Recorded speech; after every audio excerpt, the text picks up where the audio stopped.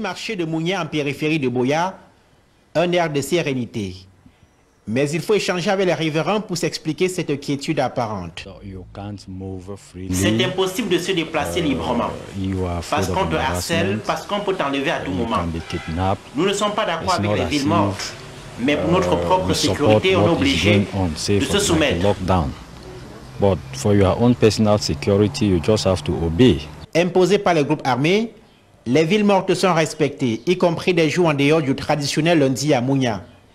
Et ce, ajouté aux attaques des sécessionnistes. Voilà qui fait dire à certains habitants que le grand dialogue national n'a pas eu d'impact décisif sur le cours de la crise.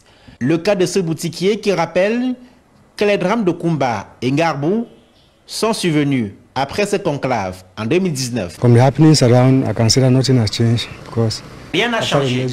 Au contraire, on a l'impression que les choses vont de plus en plus mal. Regardez par exemple le massacre de Kumba, d'autres attaques à Bamenda.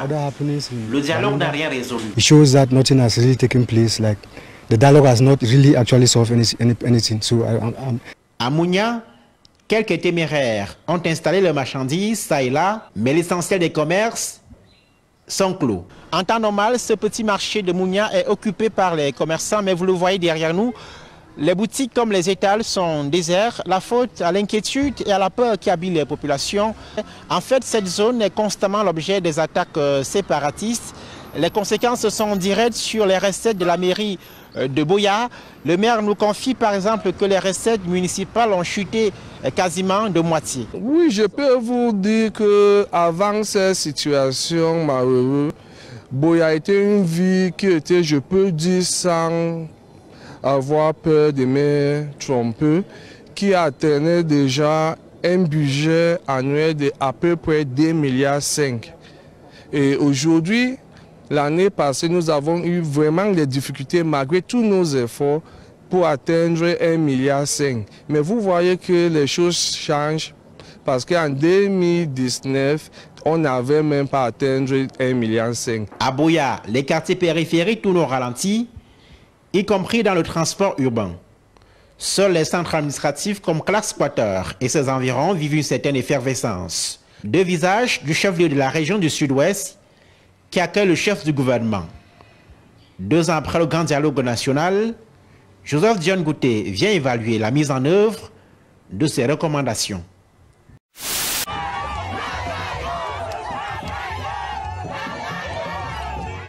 Sur le fleuve Mungo, Carrefour Tico, Rond-Point Moutenguene, Place de Moliko, Clark's Water, Mountain Hotel de Buea, soit au total 6 points d'accueil chaleureux et de communion fraternelle, ont tapissé l'itinéraire du Premier ministre chef du gouvernement Joseph Dion Gouté dès son entrée dans la région du Sud-Ouest. À chaque point de jonction, le symbolisme est frappant. Sur le pont du Mungo, on commémore ce haut lieu de ralliement dans l'histoire de ce qui constituait alors la frontière géographique entre le Cameroun occidental et le Cameroun méridional. La délégation du Premier ministre chef du gouvernement est restée admirative devant le langage des banderoles.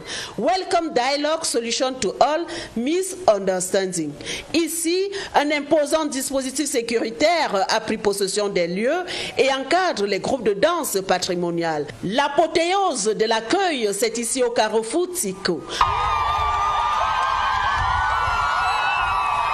Les populations sont sorties massivement, brandissant les couleurs de la République du Cameroun, l'authentique, vert, rouge, jaune, du berceau de nos ancêtres. Le Premier ministre chef du gouvernement est séduit par la scène qui l'oblige à faire un arrêt. Un fauteuil de chef traditionnel lui est remis comme cadeau. Le spectacle de liesse populaire est quasiment reproduit à l'identique à tous les autres points de rassemblement rencontrés le long de l'itinéraire jusqu'à l'hôtel de résidence, Mountain Hotel, perché sur l'un des flancs du mont Fako qui surplombe le Cameroun. L'enlisement du conflit armé dans les régions du nord-ouest et du sud-ouest préoccupe Sa Majesté Jean Ramos Sokudjou. L'autorité traditionnelle a effectué depuis son palais de Bamendjou, ce mardi 21 septembre 2021, une sortie épistolaire dans laquelle il dégage les insuffisances de l'option choisie par le gouvernement, versée à terre avant de ramasser comme quelques-uns pensent là. De ma façon de voir, ce n'est pas la bonne route. Il adosse sa posture sur les expériences antérieures. Si quelqu'un vous dit qu'il y a quelque chose qu'on arrange avec les gourdins ou la force, c'est qu'il vous trompe. La quantité qu'on perd dépasse toujours ce qu'on a gagné. Nous, on avait lancé la quantité qu'on avait lancée. J'ai vu comment c'était fini. Je connais la quantité de personnes qui étaient parties voici aujourd'hui. On n'a jamais attrapé le nœud sur ça. Le monarque pense qu'il ne sera observé. Ce qui se passe actuellement sans maudire, dans le pays qu'il dit tant chérir. Si la crise persiste, Martel Fosso-Koudjou, c'est parce qu'il y a une frange de Camerounais qui soutient aveuglement, loin des zones en crise, l'option actuelle. N'importe qui bavarde jusqu'à savoir pas haut comme ça, parce que ça ne l'a pas encore secoué. Si ça prend déjà l'enfant de ta mère, c'est là que tu vas bien comprendre comment ça cogne avant d'arriver dedans faire mal. Le doyen des chefs traditionnels du Cameroun suspecte certains apparatchiks du pouvoir de tirer les marrons du feu à ceux qui se cachent derrière le feu qui brûle. Pense que l'huile s'est versée sur le légume et que c'est le coup chemin pour arriver là où ils partaient. Je leur dis qu'ils dorment comme ça le rêve, avec les pieds pliés. Sachez que la poudre à canon que vous baladez à côté du feu avec là, quand ça va attraper le feu, vous-même n'allez pas rire. En faisant n'importe quoi, il faut mettre la vérité dedans et savoir que si tu passes sur le sang des gens avant d'être quelqu'un, ça n'ira jamais sur aucun chemin. Le vampire n'a pas d'amis. Le jour qu'il va lancer l'œil, il ne va pas voir celui qu'il va couper ses poumons. Il va tracer ses ongles sur ton dos. Dans cette sortie, Jean Ramos Sokoudjou invite le régime en place, notamment le chef de l'État, à enfin prendre conscience de ce que seul un véritable dialogue inclusif sortira le Cameroun de cette impasse.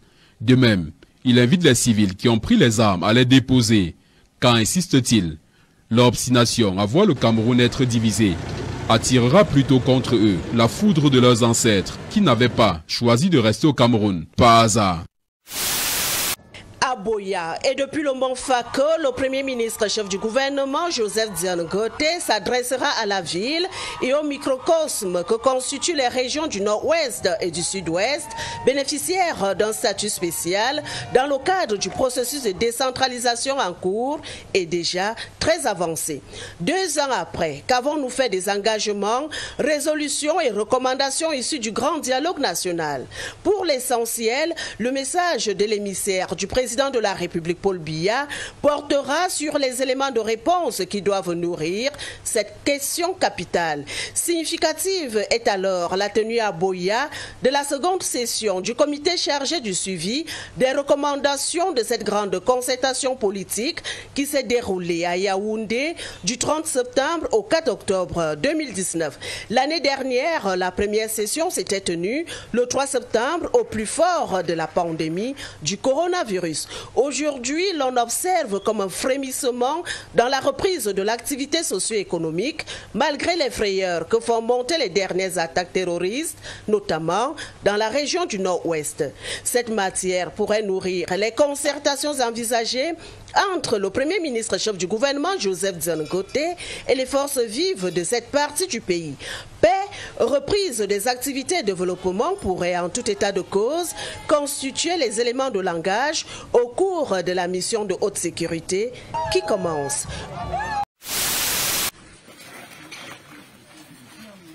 Je voudrais vous prier,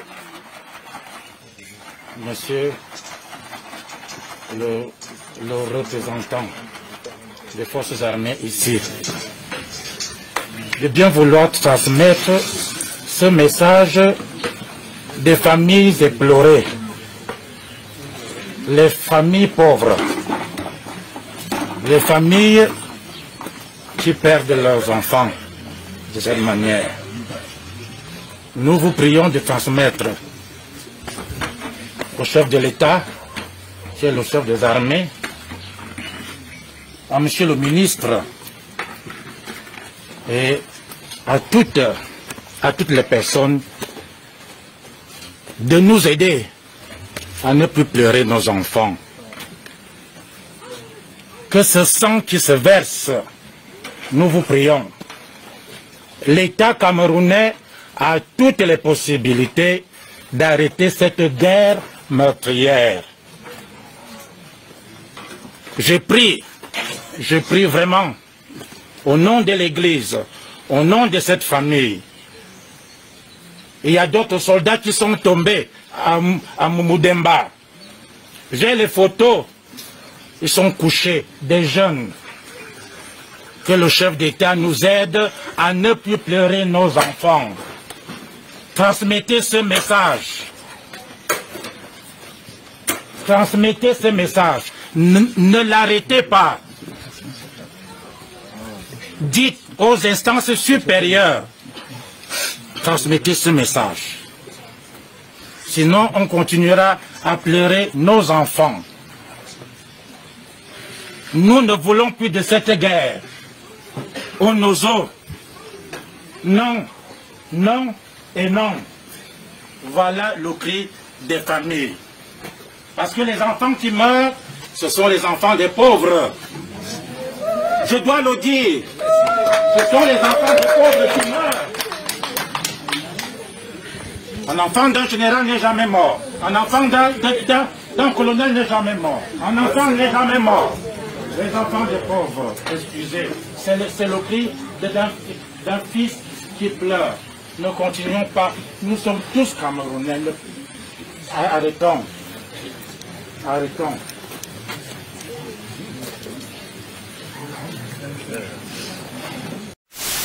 L'usage des grands moyens employés par les terroristes sécessionnistes des régions du nord-ouest et du sud-ouest lors des dernières attaques est établi.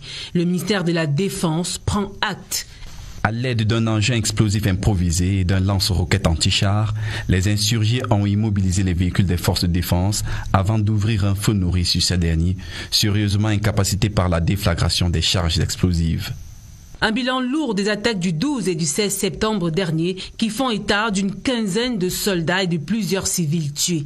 L'usage d'explosifs à forte charge contre les forces de défense et de sécurité ainsi que des populations civiles en zone urbaine et périurbaine. Des actes perpétrés sans scrupule. Il y a lieu de rappeler que cette nouvelle attaque a été, comme les précédentes, menée au mépris du droit international humanitaire. Au vu de l'artillerie déployée contre les civils et les militaires, le ministère de la Défense explique que la montée en puissance de ces groupes terroristes, de par l'armement de gros calibre dont ils disposent et font systématiquement usage, découle en grande partie de leur jonction avec d'autres entités terroristes opérant hors des frontières de notre pays. Néanmoins, les forces de défense et de sécurité, elles, restent déterminées à lutter contre toute forme de violence. Ils sont 15 jeunes, parmi lesquels une fille âgée entre 16 et 40 ans, tombée dans les mailles des forces de sécurité publique du commissariat du 8e arrondissement de Douala. C'est au cours des opérations coup de poing menées entre civils par les éléments du commissaire de police Bichoka que ces brigands consommateurs et dealers ont été saisis, ainsi qu'une importante cargaison de chanvre indien et d'autres stupéfiants. La hiérarchie a permis que nous puissions faire des descentes.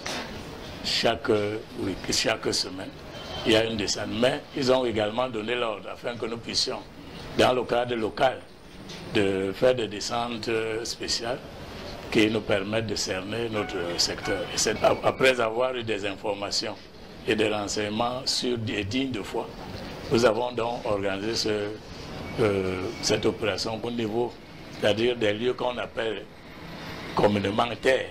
La double opération lancée dimanche 19 septembre dernier à Ouiac, au lieu-dit ancien Sonnel, et conclue hier lundi du côté de Brazzaville, a permis la captation de 5 sacs de 100 kg de cannabis, 4 kg de cocaïne. Nous nous sommes rendus compte que les gens se sont reconstitués pour faire les mêmes choses. Et c'est pour cette raison que nous avons donc organisé cette opération coup de poing pour éradiquer une fois pour toutes ce mal, donc particulièrement la consommation des stupéfiants et la commercialisation aussi. Ils ont été présentés à la presse et au public ce jour pour faire impression à la population et lui faire savoir que les forces de maintien de l'ordre sont là pour établir la sécurité dans cette zone réputée dangereuse. Le Ouiac, ancien Sonnel, nous avons pu saisir une bonne quantité, c'est-à-dire de stupéfiants. Une bonne quantité de stupéfiants, soit 52 filons de cocaïne, 3 filons de cannabis et 3 briquets. Ils étaient au nombre de 10 que nous avons interpellés sur une cinquantaine. Ils étaient tellement nombreux. Mais avec le nombre que nous avons pu seulement interpeller 10 personnes. Face à la montée de l'insécurité, les autorités locales assurent toutefois que les dispositions nécessaires sont prises pour sécuriser les personnes et les biens et invitent les populations à coopérer avec les forces de l'ordre pour dénoncer ces agissements. Face à l'horreur, l'indignation est totale au sein des formations politiques. Ôter la vie aux soldats et des innocents civils, c'est inacceptable. Personne ne porte de gants pour le dire. Quand nous constatons que ceux qui sont allés protéger les populations sont abattus dans des conditions terribles, c'est choquant et nous le condamnons. Et je crois que le président de la République, s'il voulait neutraliser ces terroristes, ça lui prenait quelques minutes, ils vont les effacer. Il faut vraiment arrêter avec cet angélisme-là qui laisse croire que nous sommes dans une simple opération de maintien de l'ordre alors que nous sommes en pleine guerre par rapport aux autres. Les autres considèrent qu'ils sont en guerre contre nous et qui sont appuyés par des groupes étrangers, qui sont armés par des groupes étrangers. Non, il faut qu'on arrête avec cet angélisme. En cette circonstance douloureuse, hommes politiques et hommes de Dieu réaffirment leur soutien à l'armée et aux familles affectées. Nous sommes à leur côté par la prière, la compassion et le soutien multiforme. Nous le disons aussi à nos forces armées qu'ils ont donné de leur sang pour la patrie, qu'ils soient toujours en paix au sein de leur corps. À l'ensemble de nos forces de défense et de sécurité, nous sommes fiers de vous parce que vous consentez de sacrifier votre vie pour que nous vivions en paix dans des frontières reconnues par tous. Quoi qu'il en soit, avec ces attentats, la crise sociopolitique dans les régions du nord-ouest et du sud-ouest prend une nouvelle tournure et amène les uns et les autres à se réajuster. C'est officiel, Samuel Eto'o-Fils, quadruple ballon d'or africain, ancien capitaine des Lions indomptables, légende vivante du football mondial, annonce sa candidature à la présidence de la Fédération camerounaise de football. Dans un document de 2 pages rendu public sur les réseaux sociaux, Samuel Eto'o ne cache pas sa déception pour le bilan des actuels dirigeants de la fédération. Pour se démarquer, il se présente avec un engagement révolutionnaire de ne pas toucher 1 centime des indemnités prévues pour les fonctions de président de fédération. Et pour séduire les délégués lors de la prochaine assemblée générale, Samuel Eto'o-Fils affirme que sa présence dans l'administration du football camerounais lui permettra d'attirer des financements extérieurs conséquents pour faire rayonner le football camerounais à l'échelle continentale et internationale. 5 ans que dure dans le nord-ouest et le sud-ouest le concert des armes donné à l'oreille et aux yeux du monde par les terroristes. La communauté internationale est en procession silencieuse, comme dans une marche funèbre sur la dépouille des Camerounais. Les amis du Cameroun ont pourtant de quoi prêter main forte. La grande majorité des leaders, de leurs sponsors, j'estime peut-être à 80%, sont aux États-Unis. Malgré les plaintes pénales et civiles que nous avons lancées contre eux là-bas, et aussi l'éducation et l'information que nous avons passée aux autorités américaines, ils sont très lents à prendre d'actes concrets. Le gendarme du monde ne saurait être docile face au banditisme sécessionniste pour au moins 3 raisons. D'abord, l'expérience de la guerre de sécession de 1861 à 1865 avec 750 000 morts en 4 ans. Ensuite, la Constitution américaine qui rend obligatoire l'école. Pourtant, l'éducation dans le nord-ouest et le sud-ouest essuie les pires barbaries. Enfin, la puissance de renseignement du FBI, cette agence qui peut fournir la liste de tous les malfaiteurs du monde, y compris les commanditaires des boucheries humaines de nos régions en crise. Et que dire alors de l'émotion inaudible des anciens occupants du Cameroun, que sont la France, la Grande-Bretagne et l'Allemagne? Il y a aussi des leaders et des sponsors majeurs qui contribuent beaucoup d'argent financièrement à ces groupes qui habitent en Angleterre, même en Irlande, en Allemagne, et une des leaders principaux qui habite en Norvège. Nous avons aussi saisi ces autorités. Nous travaillons avec eux, nous leur fournissons des preuves des actes du terrorisme. Une coalition de ces pays serait une marque supplémentaire d'amitié permettant la mise aux arrêts des commanditaires tapis à l'étranger. Le silence coupable de ses alliés est une réécriture à l'encre de sang des relations internationales et de la diplomatie tout court. Elles sont tout de ce point de vue, sauf un dîner de gala entre amis. Associer des mélodies à des notes agréables, elle est lointaine cette époque. Aujourd'hui, les chanteurs de charme trouvent notre accord à leur guitare, faire montre d'engagement. L'engagement est un vaste et très vaste. Il y a l'engagement politique, il y a l'engagement social, donc on peut être engagé, artiste engagé politiquement, on peut être engagé socialement. Encore que c'est difficile de dissocier les deux parce que la politique influence tous les domaines de la société. Maintenant, un artiste engagé par rapport à quoi? Quand on vit, on est engagé. On ne peut pas vivre sans être engagé. Tout le monde est engagé dans ce qu'il fait.